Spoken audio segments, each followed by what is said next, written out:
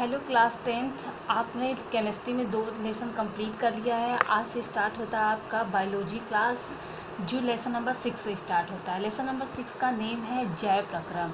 तो चलिए आज देखते हैं जैव प्रक्रम में हमें स्टार्ट क्या करना है। स्टूडेंट्स, हम अपने चारों तरफ असंख्य वस्तुओं से घिरे हुए हैं, जिनमें से कुछ सजीव हैं और कुछ निर्जीव हैं। सजीव और निर्जीव की पहचान कैसे करते हैं, ये आप खुद से अपनी कॉपी में लिखिएगा। अब उसके बाद हमें जानना है कि जीवन के लिए आणविक गतियों की आवश्यकता होती है। अब वो जो जीवन के लिए आणविक गति है वो किससे चलती है, उसकी आवश्यकता कहाँ से कंप्लीट होती है। वो सबसे स्मॉलेस्ट यूनिट जो है हमारे शरीर की, उससे कंप्लीट होती है कोशिका। उसका नाम है कोशिका। तो कोशिका किसे कहते हैं, ये डिफिनीशन आप क्लास 9 में पढ़ चुके हैं। ऊतक किसे कहते हैं, अंग किसे कहते हैं, अंग तंत्र किसे कहते हैं, ये सारे डिफिनीशंस आपको खुद कंप्लीट करना है। तो चलिए हम आप अपने मेन टॉपिक पे पहुंचते हैं। जैव प्रक्रम क्या है, जो हमारे यहाँ से लेसन स्टार्ट होता है। जैव प्रक्रम किसे कहते हैं, वे सभी प्रक्रम जो सम्मिलित रूप से अनुरक्षण का कार्य करते हैं जैव प्रक्रम कहलाते हैं। यानी कि वो सारे कार्य जो हम चाहें या ना चाहें, बट वो होता रहता है। हम चाहे सोए रहें, जागते रहें, दौड़ते रहें, कार्य करते रहें, लेकिन वो प्रक्रम चलते रहते हैं, वो हमारे अनुरक्षण का कार्य करते रहते हैं। उस प्रक्रम को जैव प्रक्रम कहते हैं। जो इस प्रकार, वो कौन कौन से प्रक्रम हैं, जैसे पोषण है, श्वसन है, विसरण है, परिवहन है, उत्सर्जन है। ये हम चाहें या ना चाहें, हम अगर भोजन करते हैं, हम सोए रहें या दौड़ते रहे, कोई भी कार्य करते रहे, ये प्रक्रम हमारे शरीर में, हमारे जीवन में चलता रहता है। इन सारी क्रियाओं को सम्मिलित रूप से जैव प्रक्रम कहते हैं। तो अब ये पोषण, श्वसन, विसरण, परिवहन और उत्सर्जन है, ये आपको पूरी डीपली पढ़ना है। पोषण क्या होता है, पोषण के पार्ट कितने होते हैं, पोषण किनमें पादपों में कैसे होता है, विषम जीवी में कैसे होता है, स्वपोषी जीवों में कैसे होता है, ये सारी पूरी डिटेल में आपको आगे पढ़ना है। तो थोड़ा बहुत जान लीजिए ये पोषण क्या होता है। पोषण देखिए, भोजन ग्रहण करने से लेकर के हमारे अंग तंत्रों तक पहुंचने की क्रिया को क्या कहते हैं, पोषण कहते हैं। और श्वसन किसे कहते हैं, देखिए उपचयन अपचयन में, यानी कि शरीर के बाहर से ऑक्सीजन को ग्रहण करना, कोश की आवश्यकता के अनुसार खाद्य स्रोत के विघटन में इसका उपयोग श्वसन कहलाता है। यानी कि ऑक्सीजन को हम ग्रहण करते हैं तो जो भोजन यानी कि खाद्य पदार्थ हैं उनका विघटन होता है, उस ऑक्सीजन के आदान प्रदान के कारण ही होता है, तो उसे हम श्वसन कहते हैं। विसरण किसे कहते हैं, हमारे शरीर में पाचन के बाद जो खाद्य पदार्थ हैं, जो हमारे लिए पौष्टिक पदार्थ है, वो शरीर के अन्य भागों तक पहुंचाए जाते हैं। उसके लिए कोई विशेष अंग तंत्र नहीं होता है, लेकिन फिर भी पहुंचाए जाते हैं। वो किसके कारण होता है, वो विसरण परासरण के कारण होता है। ये आप क्लास 9 में विसरण और परासरण पढ़ चुके हैं। अब परिवहन क्या होता है, अब परिवहन में हमारे छोटी आंत में जो खाद्य पदार्थ होते हैं, उससे जो भी पौष्टिक पदार्थ होते हैं, उनका एक भाग से दूसरे भाग तक पहुंचाया जाना, ये क्या कहलाता है, परिवहन कहलाता है। अब ये सारी क्रियाएं होती हैं, उसके बाद हमारा जो उपोत्पाद बचता है, यानी कि जो अपशिष्ट पदार्थ बचता है, उसे शरीर से बाहर निकालना उत्सर्जन कहलाता है, या बहिक्षेपण भी कह सकते हैं। तो चलिए अब हम अपना फर्स्ट टॉपिक स्टार्ट करते हैं, पोषण। पोषण को अब हम डिटेल में जानते हैं, पोषण क्या होता है। भोजन ग्रहण करने से लेकर पाचन, अवशोषण, कोशिकाओं तक पहुंचाने, कोशिका में उसके ऊर्जा उत्पादन में प्रयोग करने अथवा जीवद्रव्य में संग्रहित करने तथा भविष्य के लिए उसे शरीर में संग्रहित करने तक की सभी क्रियाओं को सम्मिलित नाम पोषण कहते हैं। यानी कि आप भोजन को ग्रहण करते हैं, फिर उसका पाचन होता है, अवशोषण होता है, हमारे सारी कोशिकाओं तक पहुंचाई जाती है भोज्य पदार्थों को, कोशिका में उसका ऊर्जा का उत्पादन होता है, फिर उन ऊर्जाओं को हम आगे फ्यूचर में यूज़ करने के लिए माइटोकॉन्ड्रिया में स्टोर करके रखते हैं। ये सारी क्रियाएं पूरी सम्मिलित रूप से जो हैं उन्हें हम पोषण कहते हैं। अब चलिए देखते हैं पोषण के प्रकार। पोषण 2 प्रकार के होते हैं, स्वपोषण, परपोषण। अब स्वपोषण किसे कहते हैं, ऐसे जीव जो अकार्बनिक यौगिकों, कार्बन डाइऑक्साइड, जल तथा प्रकाश के माध्यम से अपना भोजन स्वयं बनाते हैं, स्वपोषी कहलाते हैं। यानी कि जो अपना भोजन स्वयं बना लेते हैं उन्हें स्वपोषी कहते हैं, तथा यह क्रिया स्वपोषण कहलाते हैं। यानी कि भोजन स्वयं बनाने की जो प्रक्रिया होती है उसे स्वपोषण कहते हैं। जैसे एग्जाम्पल में पादप व कुछ जीवाणु, यानी कि पौधे जो होते हैं वो अपना भोजन स्वयं बनाते हैं, तो वो स्वपोषी हो गए, और जो भोजन बनाने की प्रक्रिया है उसे स्वपोषण कहते हैं। अब नेक्स्ट है परपोषण। ऐसे जीव जो अपना भोजन स्वयं नहीं बना सकते तथा अपने भोजन के लिए पौधों पर निर्भर होते हैं परपोषी या विषमपोषी कहलाते हैं। जैसे मनुष्य वो अपना भोजन स्वयं नहीं बनाते बल्कि पौधों पे डिपेंड होते हैं तो उन्हें परपोषी कहते हैं, और जो यह क्रिया होती है उसे परपोषण या विषमपोषण कहते हैं। अब पादपों में पोषण कैसे होता है, यानी कि पौधों में जो स्वपोषी जीव होते हैं उनमें पोषण तो होता है, वो स्वपोषी होते हैं, लेकिन ये कैसे होता है, स्वपोषण के दौरान होता है।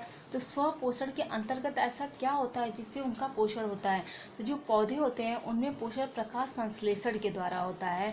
अब ये प्रकाश संश्लेषण क्या होता है, तो चलिए देखते हैं प्रकाश संश्लेषण किसे कहते हैं।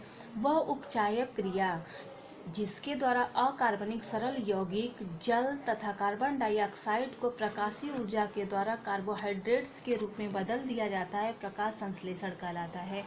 यानी कि कार्बन डाइऑक्साइड, जल और अकार्बनिक सरल यौगिक होते हैं जो पौधों की जड़ों से प्राप्त होते हैं, उनको प्रकाश की उपस्थिति में, क्लोरोफिल की उपस्थिति में कार्बोहाइड्रेट्स में बदल देना ही प्रकाश संश्लेषण कहलाता है। प्रकाशीय ऊर्जा का उपयोग पर्णहरित की उपस्थिति में किया जाता है तथा इसमें ऑक्सीजन उप उत्पाद के रूप में निकलते हैं। और जो प्रकाश संश्लेषण की प्रक्रिया होती है वो पर्णहरित के दौरान उपस्थिति में ही होती है, और इस प्रक्रिया के दौरान ऑक्सीजन उप उत्पाद यानी कि ऑक्सीजन रिलीज होती है जो हमारे वायुमंडल में पाई जाती है। अब देखिए, इस प्रकाश संश्लेषण को हम एक रासायनिक अभिक्रिया द्वारा जानते हैं, यानी कि कार्बन डाइऑक्साइड और जल सूर्य के प्रकाश की ऊर्जा यानी कि प्रकाश ऊर्जा की उपस्थिति में, पर्णहरित की उपस्थिति में रिएक्ट करते हैं, यानी कि रासायनिक अभिक्रिया होती है। तो एक कार्बोहाइड्रेट्स जिसका नाम है ग्लूकोज, जिसे आप चीनी भी कहते हैं, शर्करा कह सकते हैं, पौधों में पाया जाता है, ये ग्लूकोज बनता है और जल उसमें से निर्मुक्त होता है और ऑक्सीजन गैस रिलीज होती है जो हम यूज़ करते हैं, श्वसन उसी से होता है। ये रहा प्रकाश संश्लेषण। अब जानते हैं प्रकाश संश्लेषण के लिए आवश्यक पदार्थ क्या हैं, यानी कि प्रकाश संश्लेषण किन पदार्थों से होता है, ये आप इसके पहले हम डिफिनीशन में बता दिया है, ये खुद से लिखिएगा। वो 4 आवश्यक पदार्थ है जिससे प्रकाश संश्लेषण होता है, उनका नाम लिख लीजिएगा। अब प्रकाश संश्लेषण का महत्व क्या होता है, प्रकाश संश्लेषण यदि ना हो तो क्या होगा, वही उसका महत्व है। आप बुक्स स्टडी करके खुद से लिखिएगा, एटलीस्ट 4 इम्पॉर्टेंस लिखिएगा। अब विषम पोषी पोषण। अब तक तो पौधे में पोषण कैसे होता था, स्वपोषी पोषण था। अब विषम पोषी पोषण में कौन कौन से चरण होते हैं ये आपको जानना है। जैसे स्वपोषी पोषण में प्रकाश संश्लेषण था, वैसे विषम पोषी पोषण में कई स्टेप होंगे, कई चरण होंगे। जैसे जंतुओं में पोषण की निम्नलिखित 5 अवस्थाएं या चरण होते हैं। अब विषम पोषी कई जीव होते हैं, लेकिन एग्जाम्पल में जंतु को लिया गया है, जंतु या फिर आप मनुष्य को भी ले सकते हैं। तो इनमें कई चरणों में होता है। पहला चरण क्या है, अंतर्ग्रहण, दूसरा पाचन, तीसरा अवशोषण, चौथा स्वांगीकरण, 5वां उत्सर्जन। अब देखिए अंतर्ग्रहण क्या होता है, भोजन ग्रहण करने की विधि को अंतर्ग्रहण करने की विधि कहते हैं, यानी कि भोजन ग्रहण करने की विधि को ही हम अंतर्ग्रहण करते हैं, जो जंतुओं में प्रायः भक्षण कहलाती है। यानी कि अंतर्ग्रहण कहें या भक्षण कहें, बात वही है। अब भक्षण 2 प्रकार की होती है, एक यानी जो पौधे को ग्रहण करते हैं वो शाकाहारी होते हैं, और जो मांस को ग्रहण करते हैं वो मांसाहारी होते हैं। परंतु कुछ जीव ऐसे भी होते हैं जो दोनों ग्रहण करते हैं, तो उन्हें सर्वाहारी कहते हैं। अब दूसरा क्या था, पाचन। पाचन किसे कहते हैं, ठोस अविश्रणशील खाद्य पदार्थ के जटिल अणुओं एवं आयनों में विभाजित होने की क्रिया पाचन कहलाती है। अब जैसे हम भोजन लेते हैं तो उसमें विटामिन्स होते हैं, शर्करा होती है, अमीनो अम्ल होता है, वो एक ठोस खाद्य पदार्थ होता है, वो एक जटिल अणुओं से बना होता है। तो उनका अपने जटिल अणुओं से सरल अणुओं में और आयनों में विभाजित होने की जो क्रिया होती है वो पाचन कहलाती है। वो अपने आयनों में विभाजित होते हैं, अपने जटिल अणु से सरल अणुओं में विभाजित होते हैं, जिसके दौरान ऊर्जा निर्मुक्त होती है, वही ऊर्जा हमें प्राप्त होती है, तो हम कार्य करते हैं। अब तीसरा क्या है, अवशोषण। सभी जंतुओं में अवशोषण का संपूर्ण कार्य प्रमुखतः विसरण द्वारा होता है। जो अवशोषण होता है वो विसरण के द्वारा होता है। हमने बताया था हमारे शरीर में जो खाद्य पदार्थ से ऊर्जा प्राप्त होती है, जो पौष्टिक पदार्थ प्राप्त होते हैं, उन्हें किसी अंग तंत्र द्वारा नहीं पहुंचाए जाते, बल्कि उनके विसरण द्वारा पहुंचाए, यानी कि उच्च दाब से निम्न दाब की तरफ पहुंचाए जाते हैं। ये आप कोशिका में पढ़ चुके हैं। जैसे कोई भी हमें पौष्टिक पदार्थ होता था, कोशिका में पहुंचाना होता था, तो क्या होता था, जिधर आप जल ही ले लीजिए, जैसे दो टंकी है, एक में ज़्यादा भरा है, एक में कम भरा है, और उसे एक नली द्वारा जोड़ दिया गया, तो पानी किधर से किधर जाएगा, जिसमें ज़्यादा पानी होगा उसमें कम पानी वाले टंकी की तरफ ही पानी जाएगा। उसी तरह से विसरण के दौरान हमारी कोशिकाओं में खाद्य पदार्थ नहीं होते हैं, तो हमारे जहाँ खाद्य पदार्थ होते हैं, विसरण से वो जहाँ नहीं होता है वहाँ पहुँच जाता है। भोजन के पाचन के स्थान से विभिन्न अंगों तथा ऊतकों की दूरी अधिक होने के कारण अवशोषण आहार नाल के अंदर होता है। अब भोजन पाचन हमारी छोटी आंत में होता है, हमारे अमाशय से स्टार्ट होता है और छोटी आंत में जाके कंप्लीट होता है, और बाकी हमारे पैर की जो कोशिकाएं हैं, दिमाग यानी कि मस्तिष्क की कोशिकाएं, हाथ की कोशिकाएं, वो हमारे पाचन अंग से काफ़ी दूरी भी होते हैं, जिसे परिवहन द्वारा पहुंचाना थोड़ा सा मुश्किल होता है, इसलिए उसे विसरण द्वारा पहुंचाया जाता है, और उसे पहुंचाने के लिए अवशोषण आहार नाल के अंदर होता है।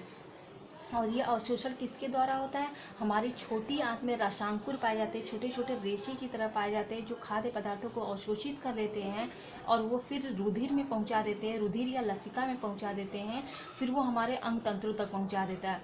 अब ये रुधिर और लसिका कैसे पहुंचाते हैं, आपको परिवहन में पढ़ने को मिलेगा, वहाँ डीपली आप पढ़ेंगे ये अवशोषण होता कैसे है, परिवहन होता कैसे है। अब चौथा क्या है, स्वांगीकरण। पचे हुए भोज्य पदार्थों के कोशिका द्रव्य में विलीन होने की क्रिया को स्वांगीकरण कहते हैं।